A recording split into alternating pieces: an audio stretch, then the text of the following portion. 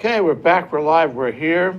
We're here with Chelsea Harder and Marco Mangeldorf. Chelsea, welcome to the show. Thank you, Jay. So nice to have you here. It's nice and to talk be about here. the third annual Sustainable Summit. Right, the third annual Sustainability Summit in Higher Education. Okay.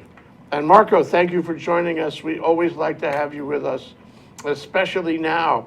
You know, it's a new thing. We have a picture on the screen that looks just like you. I mean, except I think the last time I saw a picture, you had a beard. Is there a real beard or not?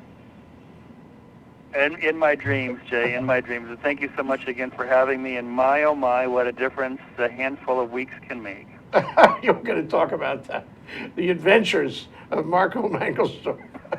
Okay, but just a moment on the Negawatt moment with Chelsea Harder. So Chelsea, what is going on with the Sustainability Summit tomorrow? All right, so this is an annual event. It's for empowering higher education in Hawaii to lead the sustainability transformation of our communities. So it begins tomorrow at 9 a.m. So Thursday and Friday, there'll be multiple plenary sessions, work sessions, and it will go until the 27th. And then there will be a student session on the 28th.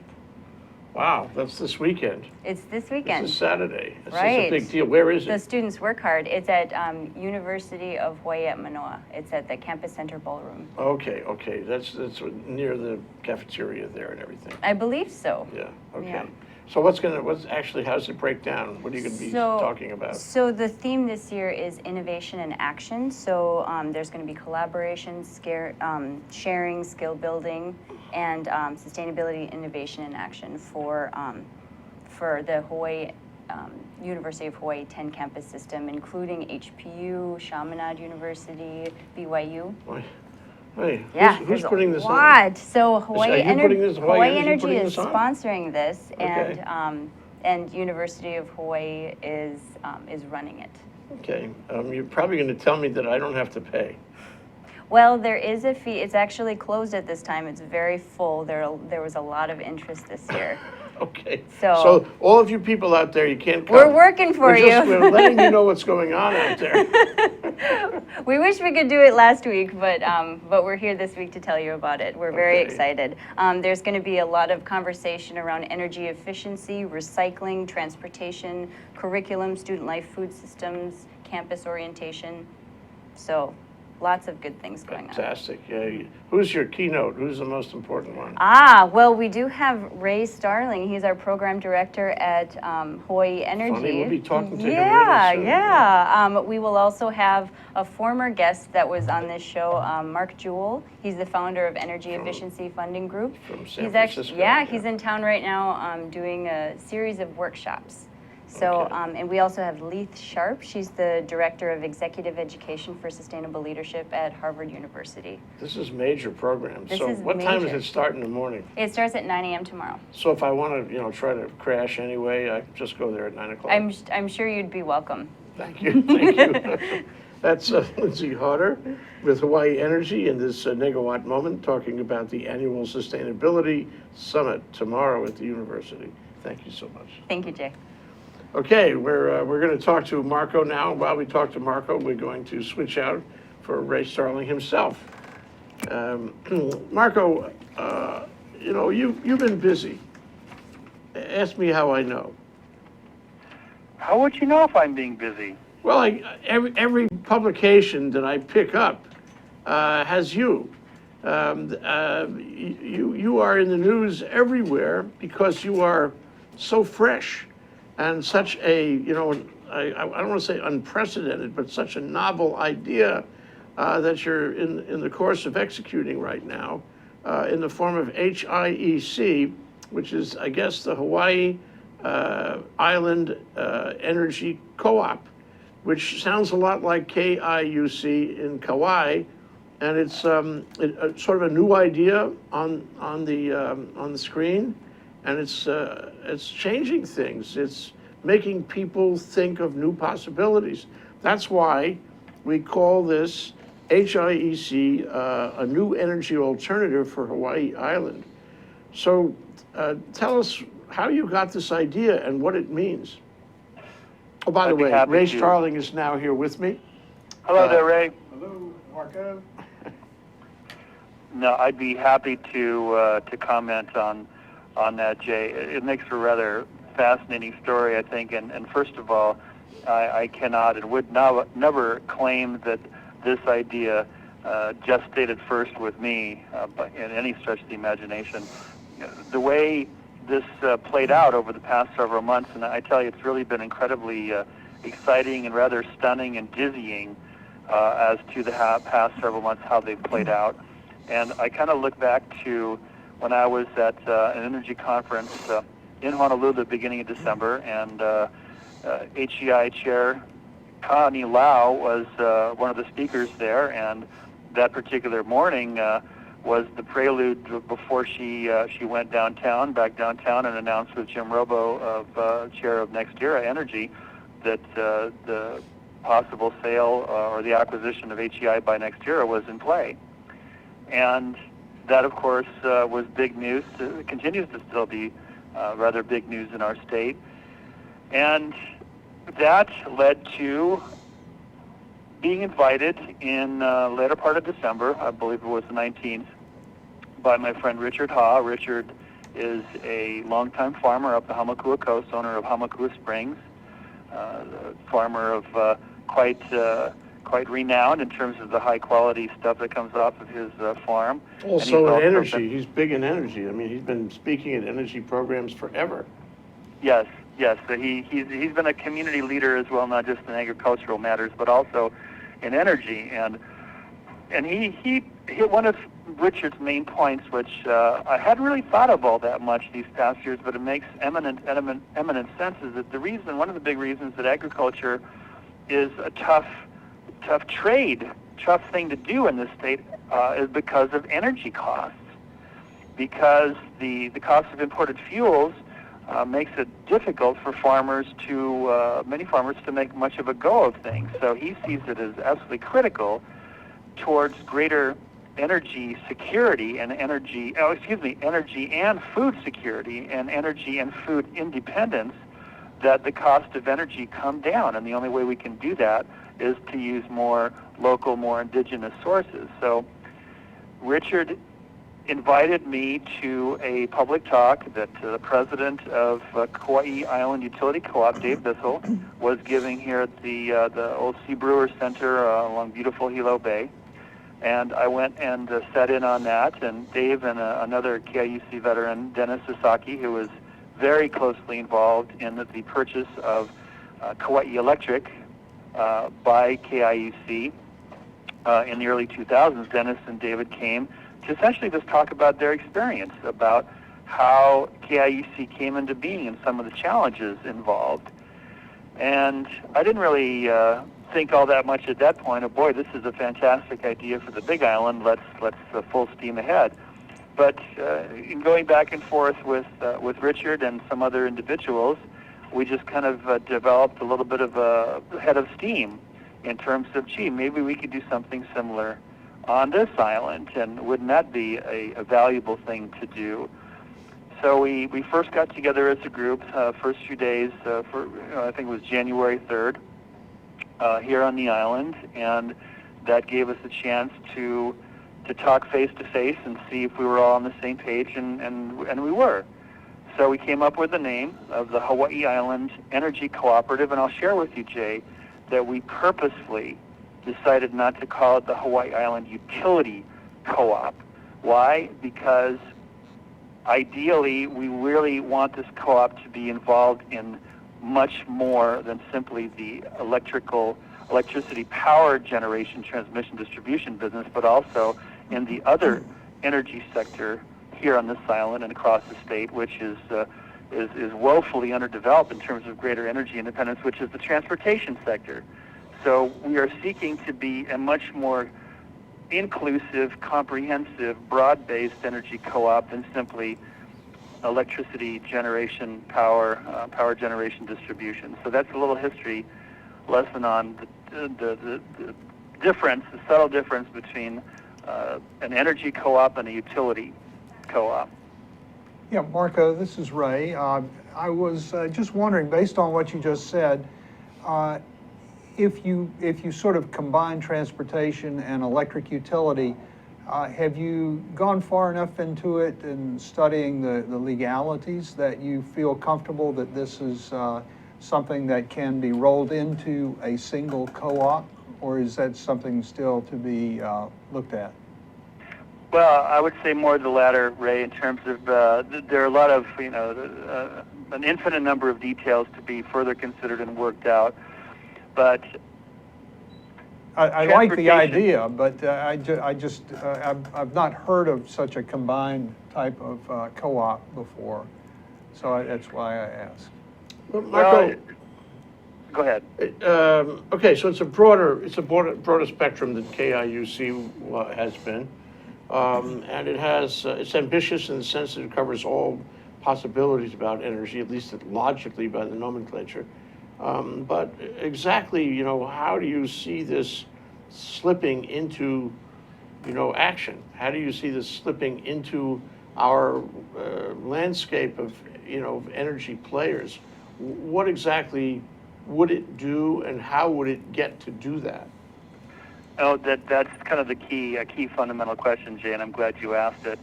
Because just to be absolutely clear, I mean, at this point, Hawaii Electric Light Company is not for sale. It is most definitely not for sale. In fact, it cannot be for sale in that in the HEI NextEra agreement, neither party can have any discussions, any consideration whatsoever about materially changing the proposed merger, which of course, peeling off an asset other than ASB, which has already been agreed upon as the way it would proceed if the merger is approved.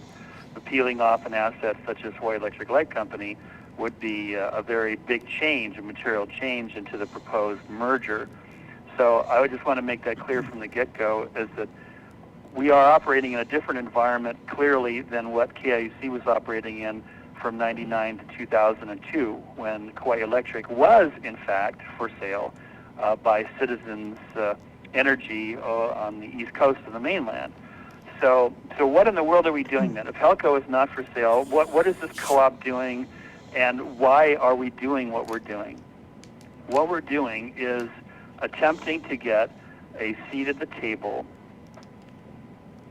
as this docket is going to be considered probably one of the most important dockets in Hawaii PUC history in terms of the size, scope, and magnitude of whatever the decision is going to be, that we feel, the HIEC feels, that the residents, the communities, the voice of the Big Island legitimately can make a claim that we deserve a seat at the table as these critical issues of the disposition of HEI, HECO, HELCO, MECO are going to be decided by the PUC, which now, fortunately, is fully staffed up, with Randy Iwase being elected, being confirmed by a 24-0 vote yesterday in the Senate. So I got to imagine that he was probably at his desk pretty darn early today, trying to make his way through the stacks of papers and the folders. So our number one goal really was to get a seat at the table. So the HIEC filed a motion to become an intervener on this docket, along with 27 others who have filed similar motions, which would be, as far as I know, a record number of interveners on any particular docket, to be able to be part of the proceedings as the Public Utilities Commission comes to a judgment as to whether the merger as proposed is something in the public interest. So that's, I think, the number one takeaway I would ask people to go with, is that we are at this point trying to get a seat at the table, and if we did not file a motion to intervene on the docket, then we would be effectively excluded. Now the PUC is yet to decide which interveners will be granted intervener status, but the fact that Randy Iwase said last week that he essentially, paraphrasing, welcomed interveners on the docket gives me a substantial amount of hope that we, along with the other many interveners, will be granted a seat at the table. Okay, we're going to take a short break, Marco.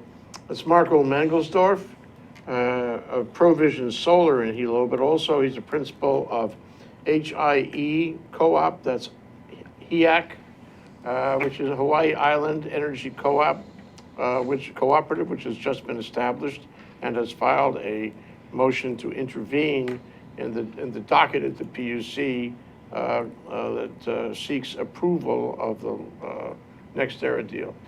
So anyway, we're calling this HIEC. HIEC. Forgive me for that, but I know it'll take on a short acronym over time. HIEC, a new energy alternative for Hawaii Island here on Hawaii, the state of clean energy. Ray and me and Marco will be back shortly. We'll be right back. Hi, I'm your host on ThinkTech Asia, Bill Sharp. I look forward to you joining us each Monday between 4 and 5 o'clock when we film right here in our studio in downtown Honolulu.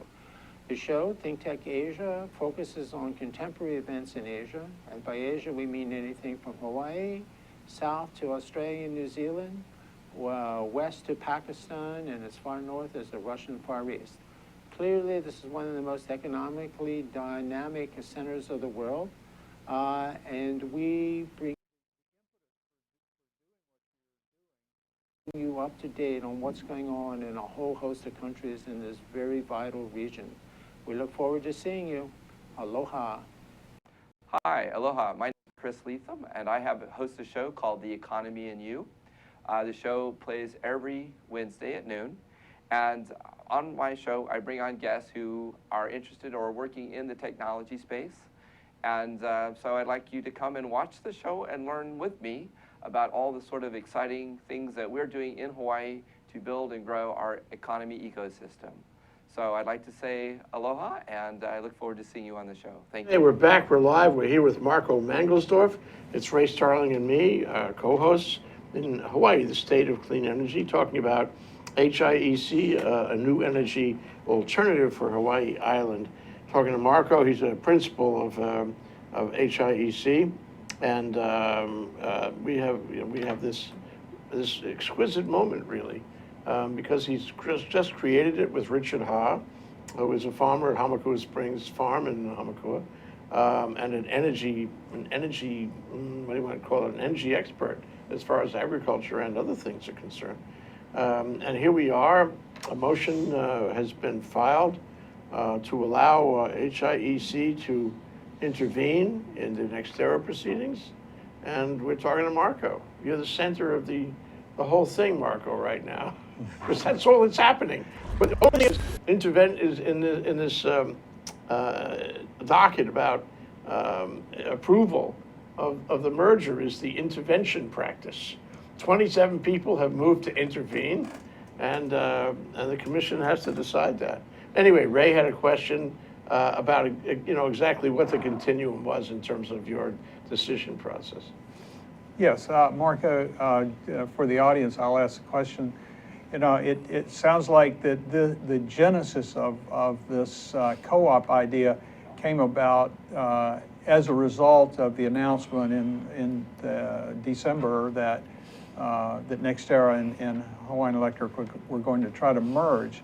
And so my question is, was there some thinking about this before the merger was announced, and that was just the thing that pushed you over, or what did this come about pretty much as a result of the merger announcement?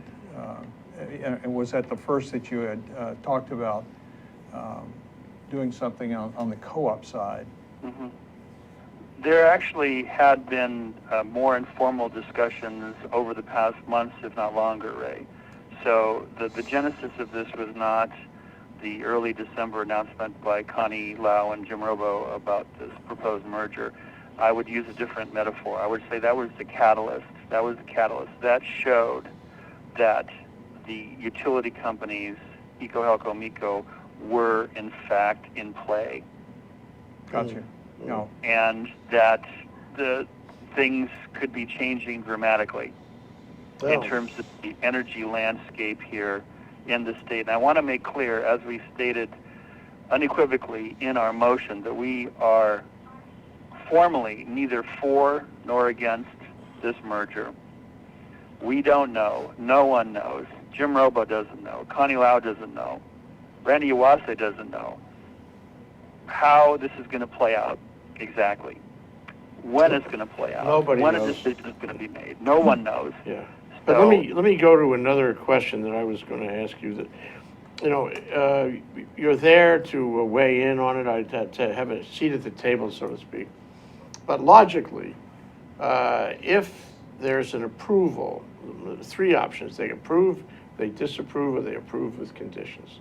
So if there's an approval, then your role, I mean, we call it pathway, your pathway to develop a plan, execute a plan for affecting, energy on the Big Island, would depend at that point on NextEra, because NextEra would in fact control Helco as part of the package that it bought. And then, you would be, in order to do anything on the Big Island, really, you have to deal with them. And they may not be interested at all in dealing with you. My guess is that they would want to keep the whole thing together, and they wouldn't be interested in dealing with you. So logically, let me ask you, Marco, assuming that happens, assuming there's an approval here, and NextEra gets to, take over Helco among other elements, where is there room for you? Is there any room there at that point? Well, of course, it remains to be seen. It remains to be seen, and I don't know if it sounds cynical or too cynical that most things are available for sale, at a price.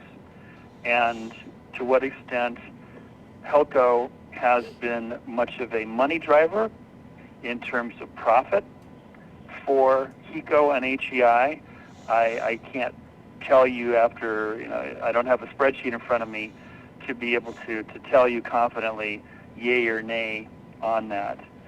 But it is conceivable that whoever the parent company of Helco will be, whether it will continue to be HIECO under HEI, or whether it will be under, I think the new holding company, if you look at the org chart proposed by the merger folks, is Hawaiian Electric Holdings, would be taking essentially the position of HEI. Mm-hmm. I mean, these are business people, right? And they look at bottom lines, they look on the return on investments. And if there's a case to be made that it would be better to consider options to peel off Helco, then we will have established ourselves as, I hope, a serious and credible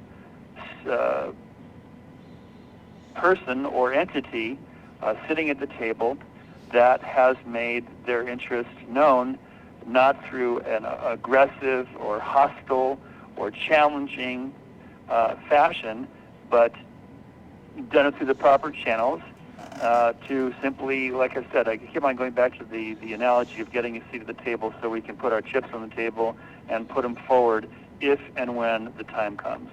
Okay, so that's one logical possibility, is that you might be able to actually cut a deal with NextEra as the owner of the parent corporation of Helco. The other logical possibility, seems to me, is that, well, there are actually two other logical possibilities. I mean, there's a logical, in each of the three logical possibilities that I identified, approval, disapproval, or approval with conditions, there seems to be at least a logical possibility that you could be an active player. So we covered the one where there's approval. Now we cover the one where there's disapproval. If there's disapproval, then NextEra is out of the picture, finished. And who knows, there might be other people come around. But at that moment in time, then Hawaiian HEI will remain the owner. And then you could, at that point, approach HEI to buy Helco. Isn't that true? Isn't that a possibility, logically?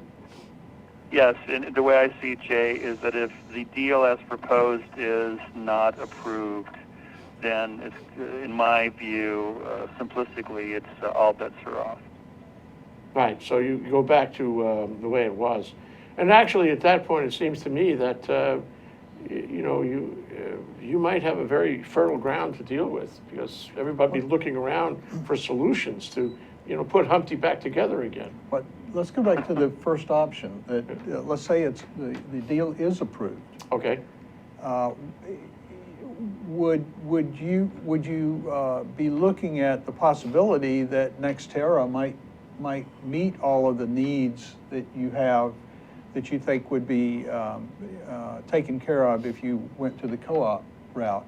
Or would you think, oh, we would like a co-op for multiple reasons, doesn't matter who owns the company, when the NextEra merger situation is resolved, whoever it is that owns it, you would still want to negotiate to buy the assets and turn it into a co-op. Is that sort of what you're thinking now, or has that not been clearly thought through?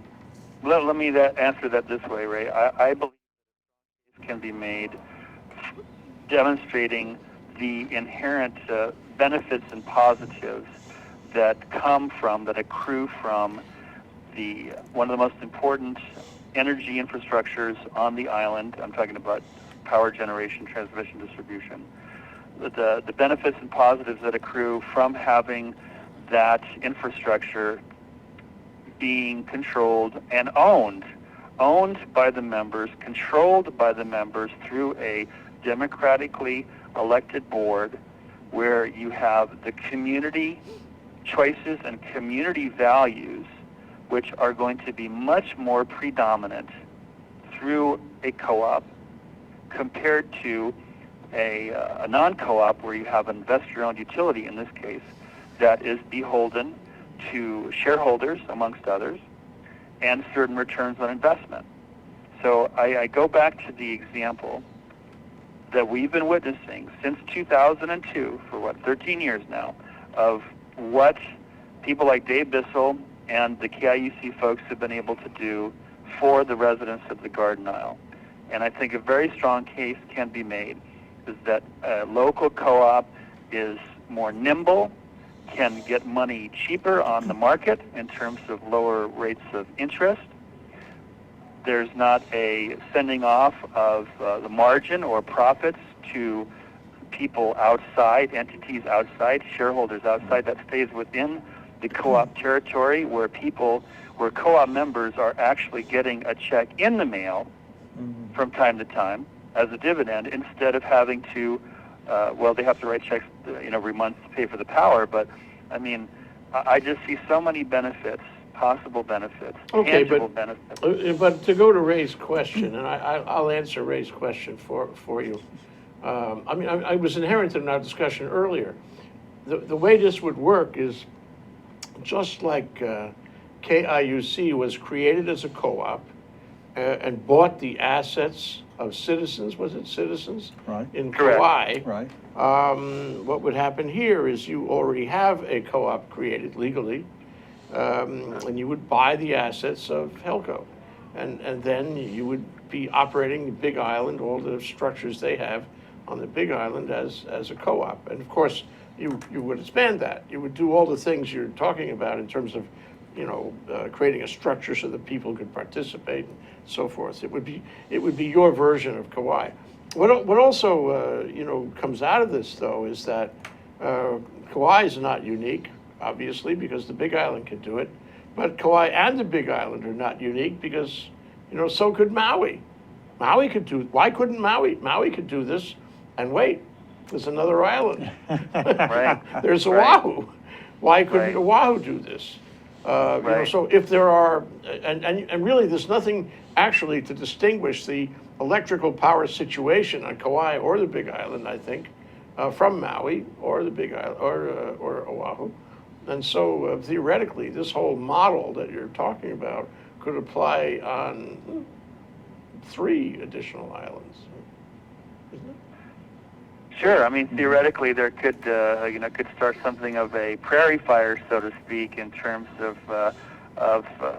groups on the islands you just said, including look at the island of Molokai, which is an even smaller grid, which conceivably the challenges of a co-op being able to take over MECO's operations on Molokai, would be a lot easier, more simple perhaps than than Maui itself, let alone the Big Island. So to what extent the HIEC coming into existence is going to start similar discussions on the other islands, I think is going to be very interesting to see, Yeah. because there's a very strong populist attraction and populist vibe to this, as far as folks having more control over their energy present and future. And I'm reading the letters to the editor and the Wait, before you do that, I Yeah. want to take a short break. And I would like to not only discuss that letter, but also the editorial that appeared on HIEC. That's Marco Mangeldorf in Provision Solar. He's a principal of HIEC, which is the Hawaii Island Energy Co-op, which you need to know about. Here on Hawaii, the State of Clean Energy, where Ray Starling and I are talking about HIEC, a new energy, can't read my handwriting, new energy alternative for Hawaii Island. We'll be right back, you'll see. Aloha, I'm Kili'i Akina, president of the Grassroot Institute and host on Ehana Kako, a weekly program on the ThinkTech Hawaii broadcast network. Ehana Kako means let's work together. Think of the sad alternative, let's not work together. Here in Hawaii, with all of our diversity and the richness of the people, it's important for us to come together around issues on the basis of what's right, and what's good, and what's going to serve the common good. And that's what we try to do at Ehana Kako. Every week, we interview movers and shakers, people in government, business, and other sectors of society to talk about how to create together a better government, economy, a better world here in Hawaii that can bless the rest of the world. I thank you for your attention to ThinkTech Hawaii, and we look forward to seeing you every Monday, 2 to 3 p.m. on the ThinkTech Hawaii Broadcast Network. We're Ehana Kako, and we wish you well. Aloha. Okay, we're back, we're live, we're here in Hawaii, the State of Clean Energy, with Marco Mangeldorf, our principal of Provision Solar and the Hawaii Island Energy Co-op. And Ray Starling joins me for a discussion here of HIEC, a new energy alternative for Hawaii Island. And as we left it, we were talking about a letter to the editor, was it? That appeared, in the last couple of days in Star Advertising? Yeah, I just wanted to mention that I've seen now a number of letters to the editor here in the Hawaii Tribune Herald, which is the newspaper for the east side of the Big Island, that have been very supportive. I've had people calling me, I've had people emailing to me saying, I've heard about what you're doing, I want in, how can I help? So I think this is just the beginning. Once we continue to get more traction and more visibility, that this taps into a very strong sentiment of people wanting to have more direct control, more direct local control over something as important as the grid, the utility company, and also energy in general. So there was also a very interesting and absolute, I would say, a very affirmative editorial the last couple of days. I think it was yesterday. There was in the Sunday, I believe it was Sunday? the Sunday Star Advertiser, yeah. Yeah, that was quite something. You want to summarize that for us, Marco? Sure. Vicky Viotti is one of the editorial writers for the Star Advertiser. I spoke to her last week. Richard spoke to her as well. And, if you read the language that was used in that editorial, it's essentially the Star Advertiser editorial board that was raising their hand and saying, gee, we think the HIEC deserves a seat at the table in the proceedings. And, we'll take whatever support we can get, certainly, especially from the #1 newspaper in the state. So I've heard nothing but supportive comments and writing so far based on what people have heard so far about us. So yeah, it's been super in terms of the amount of positive feelings and good vibes that we've been able to generate so far. Yeah, that was impressive. Marco, got a question. If you do get a seat at the table and actually are involved in the NextEra merger,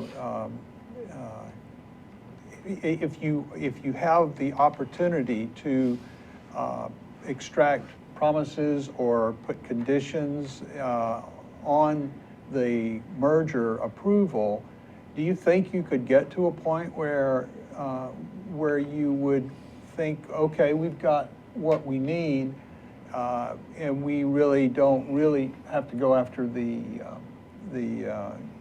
co-op option anymore? Is that pretty far off in the possibility realm, or is it actually possible, you think, that you could get the conditions into the NextEra merger approvals that you would be satisfied with, or the people that want the co-op would be satisfied with? I think, Ray, that there is such a compelling case and such a compelling appeal for local democratic control and ownership of utility infrastructures here, that anything different than that, whether it is owned and operated, controlled by Honolulu or by Juno Beach, Florida, 4,843 miles away, I think it's a very different beast. It's a very different utility company, regardless of, not regardless, but whether it is membership owned and operated versus whether it is far away owned and operated.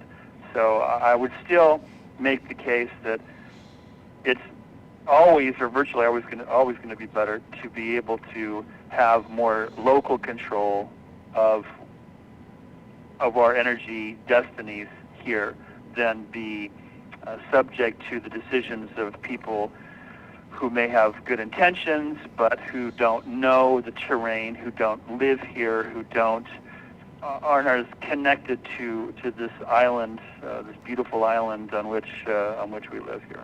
You know, I was really thinking the same question, Ray, in terms of my three options.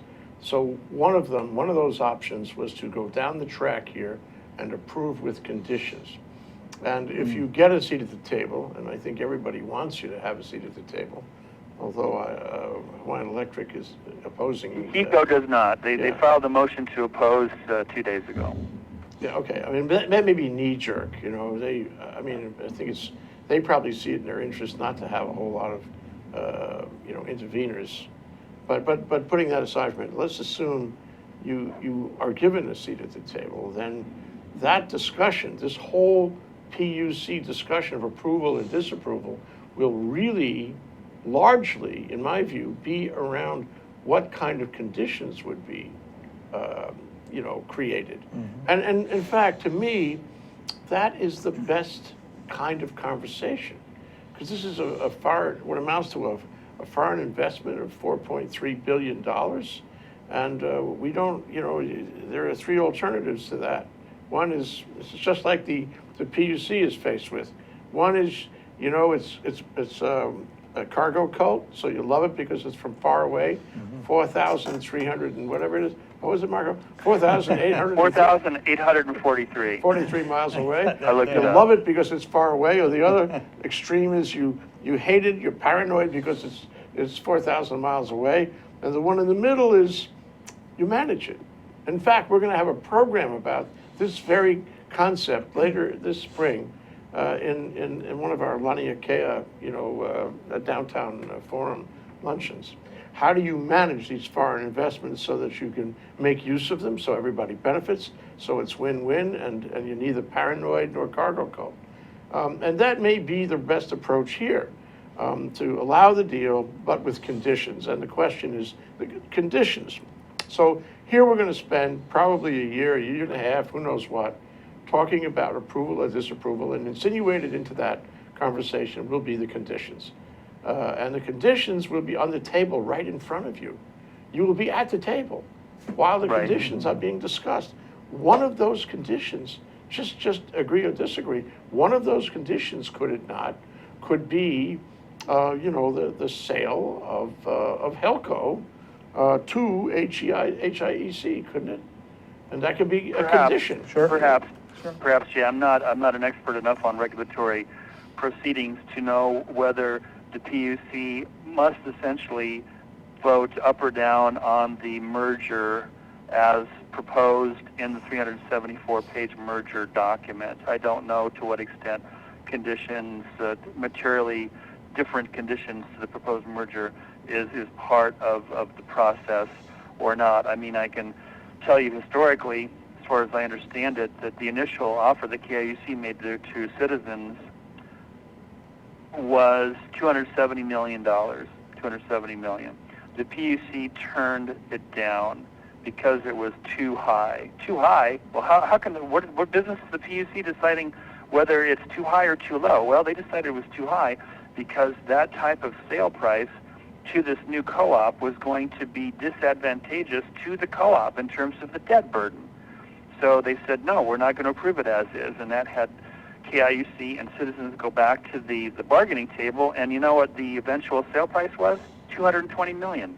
Mm-hmm. So the price dropped by $50 million because the PUC said, this is too high, this is not reasonable, this is not in the public interest. Okay. So is it conceivable that the PUC would do something similar, saying $4.3 billion is too high? Sure, I mean, there's a precedent for that. Alan Oshima did that deal. That is the leverage that the PUC has at this point. Yeah. They can approve it or disapprove it, and they say we disapprove unless there are conditions. I mean, this reminds me of the Comcast deal, which the FCC is about to rule on in Washington, and whether to approve or disapprove or to approve with conditions. So I think as a matter of regulatory jurisdiction power, I think the PUC probably can define conditions, and you'll, if you are admitted to intervene, you'll be there to discuss that. So I guess the question I would leave you with here in the final moments before Ray gets to summarize is what do you say? What seat at the table? What does that mean? What does that mean? Why is it in the interest of HIEC to be at the table when all you really can do in order to make your dream come true is buy the thing from whoever is left standing at the end of the process, right? Why do you need to be at the table? Because, Jay, that is where the action is. Oh, indeed. So if we didn't have a seat at the table, we would be one of many, many community organizations raising our heads saying, we have something to say, please listen to us. But gaining intervener status on this biggest docket perhaps in the state's history, gaining intervener status gives us, I believe, that seriousness and credibility to be able to talk, to interact with, review all the documents with the other big boys and girls at the table. Very interesting. But I'm going to let Ray summarize, as he always wants to do. Well, obviously this is very, very complex, and it's got a lot of parties that want to be in the middle and have a say. And I feel sorry for the regulators and their staff that have to sift through all of this and make some sense of it. But they're going to do what I think they believe to be in the best interest of the people of the state, and that's really what they should be doing. But at the end of the day, it's just a great, exciting place to be, right in the middle of this. I mean, this really is monumental as far as Hawaii is concerned, and it will define a lot of things going forward, whether it's a co-op or whether it's Nextera or HIEC, whatever. It's going to be an exciting time to not just sit on the sidelines, but get in there and throw some ideas around as well. Yeah, that's the point. We are at a place where it could be anything. Everything is on the table. My guess, Marco, is that you will be allowed to intervene, because that's where we are. We're at a place where everything is on the table. And who knows, the state could change dramatically over the past couple of years because of this proceeding. Marco, thank you so much. Marco Mangeldorf, Provision Solar, at HIEC, that is Hawaii Island Energy Co-op. And we're talking today about a new energy paradigm, a new energy alternative for Hawaii Island here in Hawaii, the state of clean energy. Thank you, Marco. Aloha. We'll talk to Hey, you soon. thank you both, Jay and Ray, very much. And hey, by the way, both of you are wearing fantastic shirts today. Thank you for that. So are you. Oh, you've got a tie on, sorry. Thank you, Ray. Thank you, Marco. Aloha. Thanks.